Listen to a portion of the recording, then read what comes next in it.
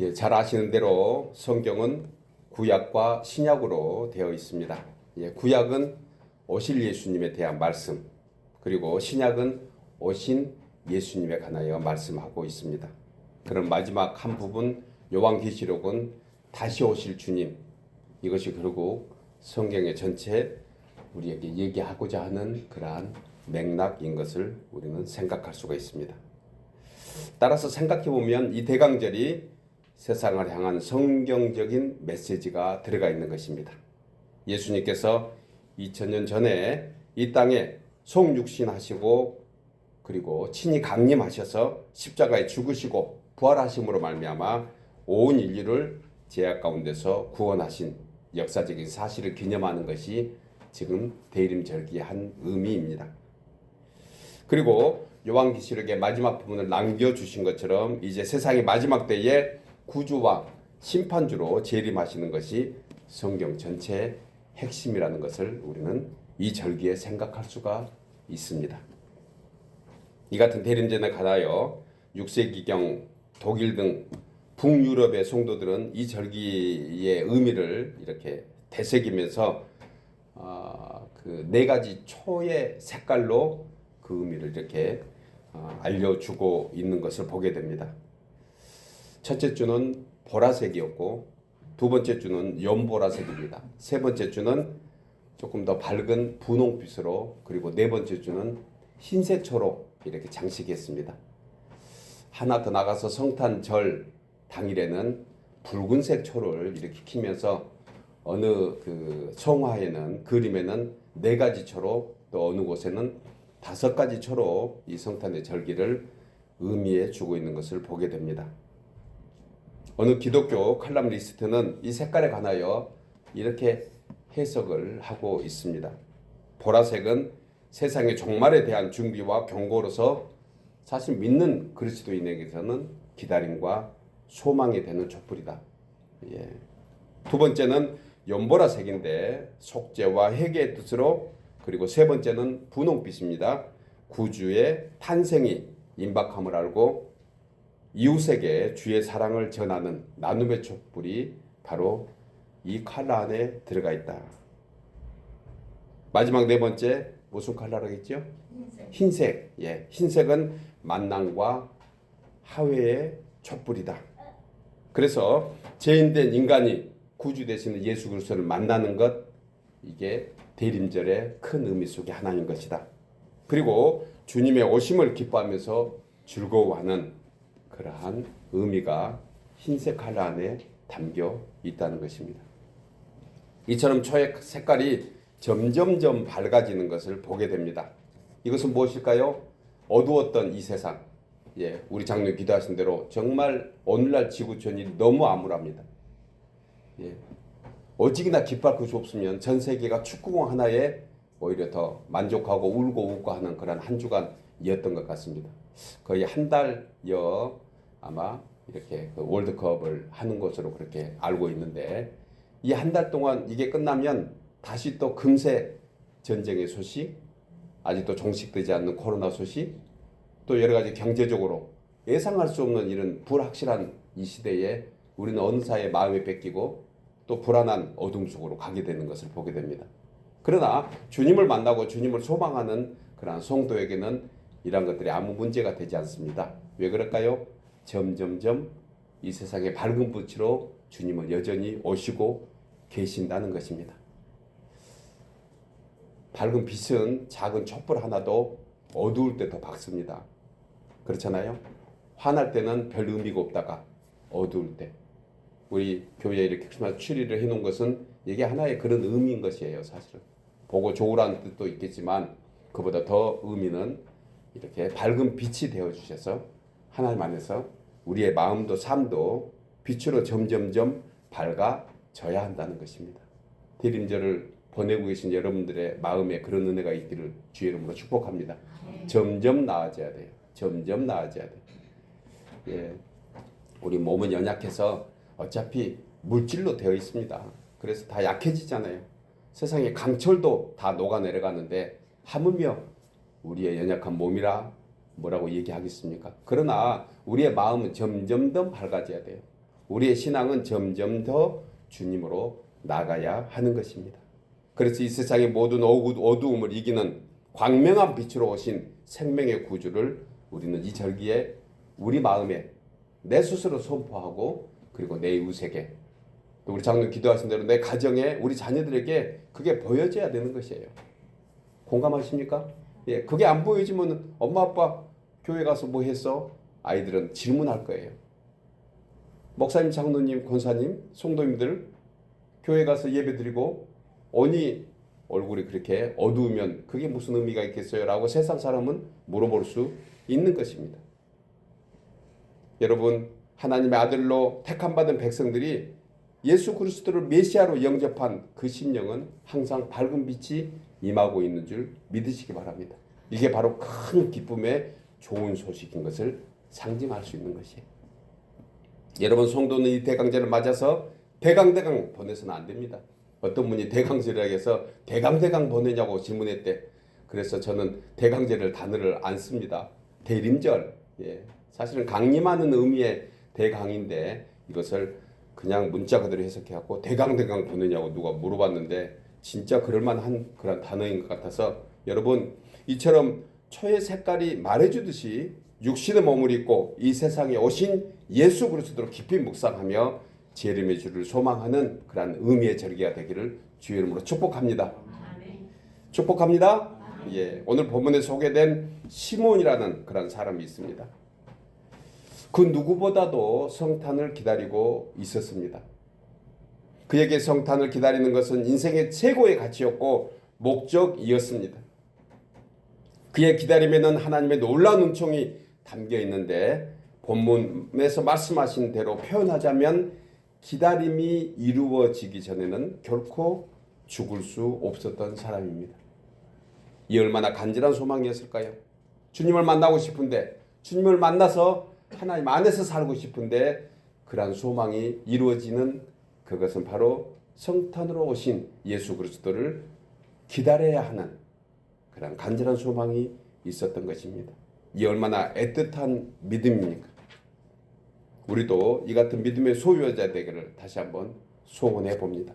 여러분, 이처럼 예수님을 갈망하는 사람은 결코 죽지 않습니다. 믿으십니까? 죽지 않습니다. 요한복음 11장 25절에 오빠 나사로의 죽음 앞에서 절망하고 있는 마르다에게 예수님께서 나는 부활이요 생명이니 나를 믿는 자는 죽어도 살겠고 무릇 살아서 나를 믿는 자는 영원히 죽지 아니하니라. 이것을 내가 믿느냐?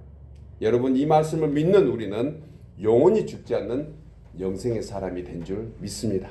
우리는 살아서 지금 믿고 있습니다. 영원히 사는 거예요. 지금도 영생의 삶을 우리는 이 세상에서 누리고 있는 것입니다. 사람이 살아가면서 자주 겪는 일 중에 하나가 기다림입니다. 자이든 타이든 기다림은 우리의 일상에서 자주 경험할 수밖에 없는 것입니다. 그러다 보니까 기다림도 삶의 일부분이라는 것을 우리는 알게 됩니다.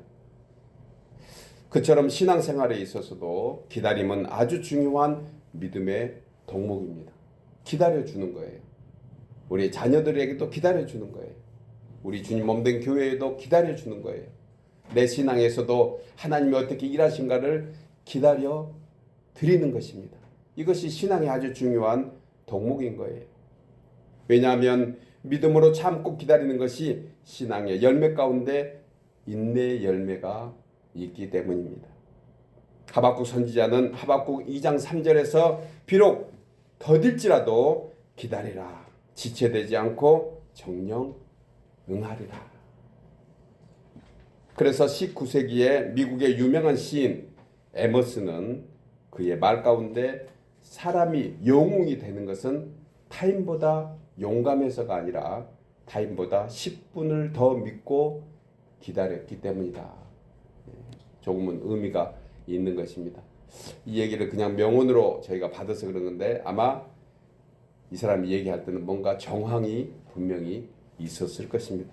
19세기였으니까 전 세계가 아마 전쟁에 휘몰아치고 경제 불황으로 휘몰아쳤을 때 아마 이분이 그런 사회적인 상황을 보고 얘기하지 않았을까. 우리도 기다려주는 거예요. 기다려보는 것입니다. 그러면 분명히 더 좋은 일이 하나님 안에 이루어질 줄 믿습니다. 저는 오늘 대강절 두 번째 날을 맞이하면서 주님의 오심을 기다렸던 사람들을 생각해 보았습니다. 그 중에 시므온과 함께하는 그러한 분들, 이분들이 보여주는 길하는 자에게 임하신 하나님의 은혜가 무엇이었고, 그리고 우리가 결단할 믿음이 무엇인지 오늘 본문을 통해서 세 가지로 함께 기다리던 사람들 속에 우리의 모습도 함께 들어가기를 원하면서 말씀을 나누려고 합니다. 첫째로 주의 오심을 기다리던 사람은 하나님 아버지의 위로하심을 받게 됩니다. 우리 나눠서 읽을까요? 주의 오심을 기다리던 사람은 본문 25절에 에루살렘에 시몬이라 하는 사람이 있으니 이 사람은 의롭고 경건하여 이스라엘의 위로를 기다리는 자라. 그런데 그냥 자기 자신이 혼자 기다리는 것이 아니고 그 기다림 속에 누가 계신다고요? 성령이 그 위에 계시더라. 야, 이 얼마나 기가 막힌 답입니까? 그 어둡고 캄캄한 곳, 힘들고 그 답답한 상황에서 나만 혼자인 줄 알았더니 우리가 하나님을 믿고 의지하고 기다리고 있으면 그 위에 성령이 함께 하신다는 사실을 여러분 꼭 붙드시기를 주 이름으로 축복합니다. 본절에서 시몬에 관한 두 가지로 소개하는데, 먼저 그는 평생에 의롭고 경건하게 살았다고 말씀합니다. 평생에. 그리고 더욱이 이스라엘의 위로를 기다리며 소망 가운데 살았던 사람입니다. 의롭고 경건하고, 그리고 더해 가서 소망 중에 사는 사람. 그의 모습은 오늘날 성도된 우리에게 참으로 귀한 신앙의 모범이며 표상이 될 수밖에 없습니다. 그러나 하나님의 말씀인 언약을 굳게 붙잡고 구원자 그리스도 메시아 되시는 예수님만이 그의 참 위로와 근원이 된다는 사실을 그는 결코 잊지 않았습니다. 지난 새벽 시간에 함께 성도들과 말씀 나누면서 무슨 단어 썼습니까? 비교급에 관한 얘기를 나눴지요. 더 좋은 언약, 확실한 언약 바꿔라. 하나님께서 우리에게 주시는 소망은 참 소망이다. 더 좋은 소망이 아니고 참 소망. 하나님 우리에게 베푸시는 은혜는 진짜 좋은 은혜, 확실한 은혜인 것입니다. 그래서 그분은 우리에게 매일 찾아오십니다. 믿으십니까? 매일 그분과 만나기를 주 이름으로 축복합니다. 매일 바라만 보면 그분이 우리에게 찾아오심을 우리는 금세 알 수 있습니다. 여러분, 이 모습이, 이 시몬의 모습이 하나님 보시기에 의롭고 경건해 보였던 것입니다. 또한 우리에게는 그리스도를 기다리는 삶이 어떤 것인가를 마태복음 25장에 나오는 신랑을 맞이하는 10처녀 중 기름을 준비한 슬기로운 5처녀들처럼 언제나 주님의 재림을 우리는 알 수 없지만 끝까지 오심을 기다리고 믿고 바라봐야 하는 것입니다. 다시 오실 주님을 맞이하기 위해서 더욱 우리가 경건하고 의롭게 사는 방법이 무엇이라고요? 주님을 매일 바라보는 거예요. 마태복음 1장 19절에 마리아의 남편 요셉이 의로운 사람이라고 소개합니다. 또한 누가복음 1장 5절에 보면 주의 길을 예비하기 위하여 예수님보다 6개월 앞서 태어난 세례 요한의 아버지 사가랴와 어머니 엘리사벳 이 두 사람 또한 하나님 앞에서 의롭다고 그렇게 소개합니다. 이처럼 예수님의 탄생이 가까운 이때를 보면서 이 사람들의 공통점이 무엇이냐면 먼저 의롭고 경건해 있었다는 것이에요. 여러분, 예수님은 세상의 권세를 가진 헤롯의 궁궐에도 예루살렘의 성전에 그 화려한 예복을 입고 있는 제사장 안에서도 그리고 율법에 도통했다는 바리새인과 서기관 그들에게 먼저 나타난 것이 아니었습니다. 그렇다고 가난하고 불쌍한 사람들에게 보이셨던 것도 아니에요. 누구에게 먼저 보이셨다고 했나요? 의롭고 경건한 사람입니다. 저와 여러분이 주 안에서 의롭고 경건하여 주님을 만나시기를 주의 이름으로 축복합니다. 우리는 이 말씀을 들으면서 생각할 수 있어요. 나는 과연 의로운가? 경건한가? 여러분, 여기에서 말하는 의롭다는 것은 아무 허물이 없고 죄가 전혀 없는 완전한 사람을 얘기하는 것이 아닙니다. 하나님을 경외하는 사람입니다. 하나님의 거룩함 인재 앞에서 늘 두려움이 있지만 또한 주님을 끝까지 믿고 사랑하는 사람, 이 사람이 의롭고 경건한 사람인 것입니다. 이렇게 기다리며 사모하는 그러한 심령에게 하나님은 위로의 하나님이 되어주십니다. 그 위로는 세상이 줄 수 없는 것입니다. 세상의 것을 다 소유했다 하더라도 불안하고 두려운 사람들이 이 지구촌에 얼마나 많은지 모릅니다.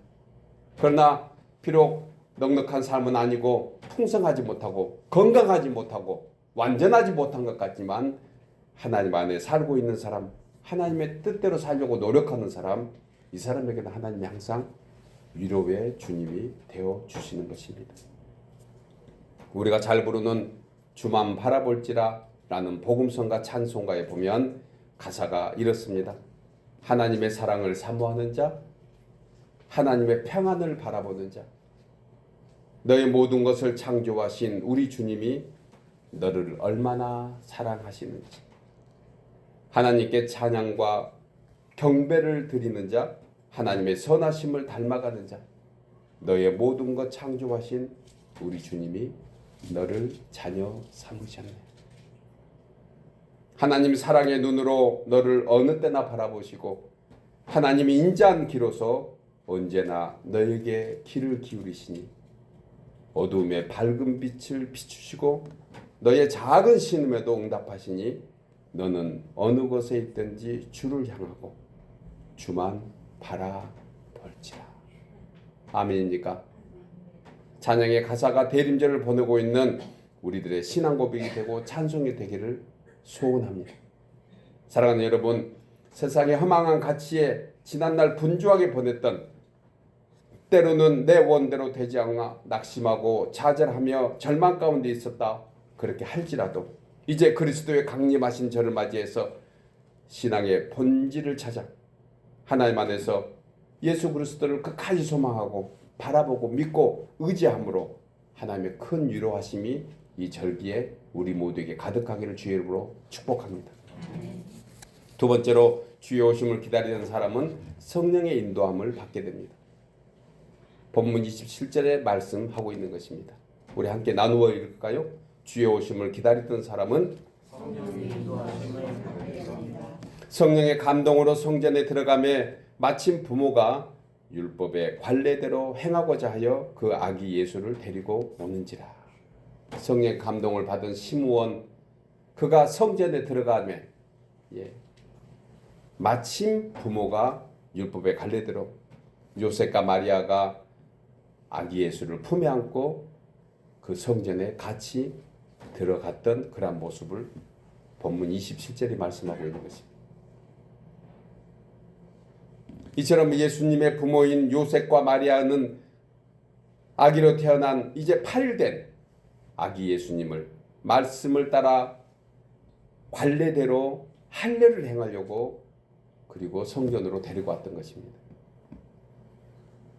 그런데 그때 마침 시므온도 성령께 이끌림을 받아서 성전으로 들어왔고 성탄하신 아기 예수님을 첫눈에 알아보는, 그리고 아기 예수님을 자신의 품에 안고 감격하며 하나님께 찬양과 영광을 돌린 것을 보게 됩니다. 좀 전에 의롭고 경건한 사람의 한 모습이 여기에 나옵니다. 아기 예수님을 한눈에 바라본 거예요. 시몬이 처음 예수를 봤는데 그가 바로 대주제이시며 하나님의 아들이시고 온 인류의 빛이시며 구원자 되심을 한눈에 알아봤다. 이것은 무슨 얘기입니까? 여러분, 우리에게도 예수님, 하나님은 항상 우리 곁에 계십니다. 그리고 매번 일하고 계세요. 하나님이 열심히 이루시리라. 그의 열심은 변함없이 우리 속에서 시몬과 같이 동일하게 역사하고 계시는 하나님이십니다. 그런데 시몬은 그 아기 예수를 보면서 알 수 있었던 거예요. 이것이 의롭고 경건한 자의 은혜가 아니겠습니까? 여러분, 우리에게도 똑같은 일을 하나님은 하고 계십니다. 믿으십니까? 그런데 왜 우리는 그것을 발견하지 못합니까? 우리는 더욱더 주님한테 이것을 보여야 되는 것이에요. 우리에게 보여주신 은혜, 베푸시는 은혜와 사랑, 이것을 믿는 자가 있고 믿지 않는 자가 있을 뿐인 것입니다. 저와 여러분은 하나님의 그 역사 속에 믿음으로 말미암아 그러한 귀한 은혜를 우리가 목구로 눈으로 볼 수 있는 그러한 우리의 믿음이 있어야 될 것입니다. 참으로 감격스러운 순간이었습니다. 시몬에게 놀라운 하나님의 은혜가 임한 것을 그는 직접 목도하였던 것입니다. 사도 바울은 이런 은혜를 하나님이 사랑하는 자, 그 뜻대로 부으심을 입은 자에게는 모든 것이 합력하여 손을 이루시니라. 믿으십니까? 모든 것이 합력한다 했습니다. 내가 좋을 때 내 원대로 되는 것만이 우리에게 합력하는 것이 아닙니다. 내 뜻대로 되지 않는 일이라 하더라도, 혹여 내가 무슨 일로 인해서 비행기를 놓치고 기차를 놓치고 아니면은 오가는 길에서 원치 않는 어떤 사고로 무슨 일이 생기더라도 하나님은 그걸로 인해서 합력해서 손을 이루신다는 것이죠. 믿으십니까? 이것이 의롭고 경건한 자가 하나님을 만나는 길입니다. 여러분, 예수님의 부모는 성령의 인도함을 받고 아기 예수를 데리고 감사를 드리려고 예루살렘 성전으로, 그리고 시므온은 성령의 감동을 받고 성전으로 들어갔고 그곳에 성령의 임재가 임하니 이 모든 것이 예수 그리스도를 기다리는 사람들에게 역사하시는 성령의 인도하심이 된 것입니다. 이처럼 주님을 사모하며 기다리는 심령에게 때를 따라서 합당한 은혜를 베풀어 주십니다. 꼭 붙으시기 바랍니다. 이것도 나에게는 은혜가 되는구나. 때로는 우리가 생각하지 못한 어떠한 연약한 부분들, 이것도 사실 돌아보면 또 하나님께서 이것으로 우리의 신앙의 진보를 보이게 하시고 또 새로운 세계를 알게 하시고 새로운 주님을 발견하기도 하시는 것이에요. 그런데 여러분, 오늘 이 성령의 역사가 일어난 장소가 어디라고 얘기합니까? 바로 성전에서 이루어진 것입니다. 시므온이 그 시대에 의롭고 경건하게 살 수 있었고 하나님의 유로를 받았으며 구원의 은총을 체험한 곳은 바로 성전이었다는 것입니다. 여러분, 성경에서 말씀하신 성령의 인도하심과 성도의 경건한 삶이란 언제나 성전, 주님의 몸된 교회하고 연관이 되어 있다는 사실을 잊지 마시기 바랍니다. 시므온만이 아닙니다. 성탄한 아기 예수님을 만나는 축복을 얻은 안나 선지자에 대해서도 성경은 동일하게 설명합니다. 누가복음 2장 37절에 보면 84세나 된 노년의 할머니가 성전을 떠나지 아니하고 주야로 금식하며 기도함으로 섬겼더니, 시므온도 안나도 성전에서 기다리던 예수 그리스도를 만날 수 있었던 것입니다. 여러분, 주님의 몸된 성전이 얼마나 여러분들 마음속에 가까이 있습니까? 성도는 성전 중심의 삶을 살아야 합니다. 성전에서 신령과 진정으로 하나님을 예배하고 기도하며 찬송할 때 반드시 그 안에는 성령의 역사가 임하는 줄 믿습니다. 오늘 이렇게 각자 처소에서도 충분히 예배하는 것, 오늘날 예배한 모습인 것을 우리가 아니라 할 수 없습니다. 그러나 무엇보다도 정해진 시간, 정해진 장소에서 하나님 예배하는 이 거룩한 예배가 우리 주님의 귀한 은혜를 입게 되는 것입니다. 주일날 다른 사람보다 좀 더 일찍 나와서 예배하기 위해서 기도하는 모습, 하나님이 보시기에 얼마나 아름다울까요? 주중에는 여러 가지 사정 때문에 주전에 나오지 못한다 하더라도 주일 한 번이라도 하나님을 예배하는데 나의 뜻과 힘과 정성을 다하겠다는 그러한 신앙 의지로 주께 나오면 결코 주님이 그 인생을 모른다 하지 않을 것입니다. 이처럼 이스라엘의 하나님의 축복을 받은 것은 성전 중심의 삶을 살았을 때였습니다. 비록 광야라 할지라도 그들은 12지파의 성전을 중심으로 각각 성막이 쳐졌고 그 다음에 그 장막에서 항상 밖에 나오면은 성전을 바라볼 수 있는 그런 광야의 삶이라고, 비록 어렵고 힘든 광야였지만 그때가 가장 강성한 풍성한 이스라엘 백성들에게 베푼 은혜를 그들은 잊고 있었습니다. 그러나 저들이 가나안에 들어가서 세상의 풍요로움에 빠져 흩어져 있고 그리고 성전 중심의 그러한 지파로 있지 못할 때 그들은 타락하고 그들은 결코 하나님의 은혜를 받지 못했던 것을 보게 됩니다. 여러분, 어떤 사람은 자기 나름대로 신앙생활을 한다고 하면서 예배에는 출석하지 않고 매일 성경 읽고 기도한다는 사람들도 제 주위에 제가 만난 적이 있습니다. 경우에 따라서는 그럴 수 있습니다. 그러나 정상적인 신앙생활은 교회 중심의 믿음이 온전한 신앙생활입니다. 교회 중심의 신앙생활. 교회와 나와 거리는 주님과 나와의 거리인 것입니다. 이것은 도도 돌도 아닙니다. 나와 교회와 관계, 영락없이 나와 주님과의 관계가 바로 성전 중심으로 내가 얼마나 하나님의 교회를 가까이 사랑하고 있는가 그렇게 생각하게 되는 것입니다. 우리는 내 믿음만큼 교회 생활하고 내 경건만큼 교회와 관계를 맺게 됩니다.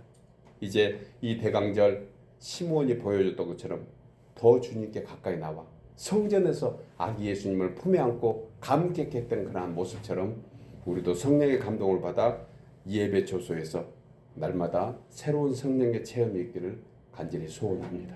사랑하는 여러분, 주의 성전은 성령의 인도하심과 응답하심이 있는 곳이고 그리고 믿음의 귀한 초소입니다. 또한 말씀을 통해서 믿음의 진보를 위해서 자신의 신앙생활을 위해서 성령의 역사를 체험하기 위해서는 하나님의 성전인 주님의 교회를 늘 생각하며 바라보고 함께 기도하는, 그래서 주의 성전에서 예수님을 만났던 시므온처럼 우리도 매주 하나님 앞에 드리는 이 예배가 주님을 다시 한번 만나는 복된 시간 되기를 주의 이름으로 축복합니다. 마지막 세 번째로 주의 오심을 기다리던 사람은 주 예수의 구원하심을 보게 됩니다. 나누어서 읽겠습니다. 주의 오심을 기다리던 사람은 주 예수의 구원하심을 보게 됩니다. 본문 30절에 내 눈이 주의 구원을 보았사오니 이는 만민 앞에 예비하신 것이요 이방을 비추는 빛이요 주의 백성 이스라엘의 영광이니이다. 20세기 복음주의 성경 주석가인 윌리엄 바클레이는 이 부분을 이렇게 주석합니다. 목자들이 시므온, 안나와 같은 당시에 특별히 알려지지 않았던 그런 평범한 이들을 가리켜 땅의 침묵자들이다. 땅의 침묵자들이라고 윌리엄은 그렇게 표현했습니다. 무슨 말입니까? 하나님의 나라는 묵묵히 주님의 오심을 소망하면서 깨어 기도하는 사람들의 것이라는 것입니다. 그냥 평범한 사람처럼 보입니다. 그러나 하나님의 시선은 그 평범한 사람들에게 관심이 있다는 것입니다. 세상 사람들은 평범하게 볼지 모릅니다. 그러나 하나님은 그들을 특별한 사람으로 보는 것입니다. 여러분, 우리에게 이 대림절이 왜 중요합니까? 다시 한번 우리의 소망 되시는 주님을 다시 한번 바라보고 의지하고 그리고 우리의 각자 처소에서 우리의 삶에서 깨어서 하나님 앞에 기도하며 찬송하고 있는 그 사람에게 하나님은 관심이 있는 것이에요. 비록 세상에서 땅의 침묵자들처럼 그렇게 연약하고 잠잠한 별 힘이 없는 것 같이 보이지만 그 안에 하나님의 시선이 머물러 있다는 것입니다. 당시 대부분의 유대인들은 정치적인 메시아, 힘과 권력을 가지고 로마에서 이스라엘을 해방시킬 메시아를 기다리고 있었던 그때에 누가는 예수 그리스도에 대한 유대인들의 이러한 기대가 하나님 나라에 결코 합당하지 않다. 하나님은 어떤 나라를 위해서 이 세상에 어떤 인간들이 바라는 그런 평강을 위해서 평화를 위해서 오시는 하나님이 아니시다. 하나님 오심은 이 세상의 온 인류를 구원하시고 그리고 이 세상에 하나님 나라가 임하기를 바라는 그러한 뜻이 있다는 것을 누가는 알고 있었던 것입니다.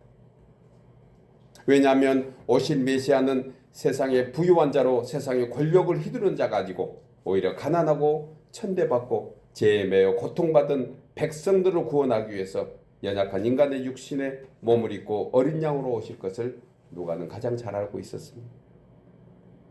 그렇다면 이 어린 양 아기 예수를 누가 보았습니까? 본문 30절에 시므온은 내 눈이 주의 구원을 보았다. 그리고 이 구원은 만민 앞에 예비하신 것이라고 했습니다. 저와 여러분이 그 만민 중에 한 사람인 것이에요. 여러분, 우리가 살면서 구원받고 산다는 것이 얼마나 감사한지 모릅니다. 우리는 한 번 구원받으면 저 천국 가는 것 우리가 믿음으로 압니다. 그러나 매일의 삶에서 하나님은 매일의 구원을 베풀어 주십니다. 믿으십니까? 이게 예수 믿는 맛깔나는 그러한 신앙생활을 할 수 있는 기회가 아니겠습니까? 매일 주님이 우리에게 구원을 베푸신다. 매 순간 하나님은 우리에게 구원을 주시는 하나님이시라는 것을 잊지 말아야 합니다. 시므온과 같이, 여선지자 안나와 같이, 그리고 저 광야에서 양을 돌보며 순전한 믿음을 가지고 하늘을 우러보고 있는 가난한 목동들에게 성탄은 지나가는 행사나 절기가 아니라 죄와 사망에서 생명으로 구원되는 그러한 놀라운 역사가 있는 줄 믿습니다.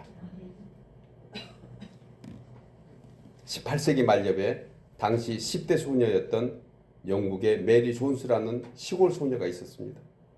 메리는 남의 집 가정부로 일을 하면서 푼푼히 돈을 모았습니다. 이 소녀가 돈을 모은 이유가 이렇습니다. 그것은 한 가지 꿈을 이루기 위함인데 그 소원은 성경을 갖는 것이었습니다. 그것을 이루기 위해서 그는 열심히 일을 했습니다. 어린 소녀는 그 성경이 자신의 소망이었습니다. 주님을 만나는 것으로 생각했습니다. 그리고 마침내 메리는 성경을 살 만큼만 돈을 모아서 그리고 그 성경을 사기 위해서 무려 시골에서 도시까지 40km나 되는 거리를 한숨에 갔다고 합니다. 40km. 어린아이가 거의 하루 꼬박 가야 되는 그러한 거리였습니다. 그때 메리에게 성경을 판 사람은 메리의 순수한 신앙을 사람들에게 알리게 됐습니다. 그가 감동을 먼저 받았던 거예요. 그리고 성경을 사랑하는 그의 마음에 감동을 받은 그가 여러 사람들에게 그 이야기를 들려주셨다고 합니다.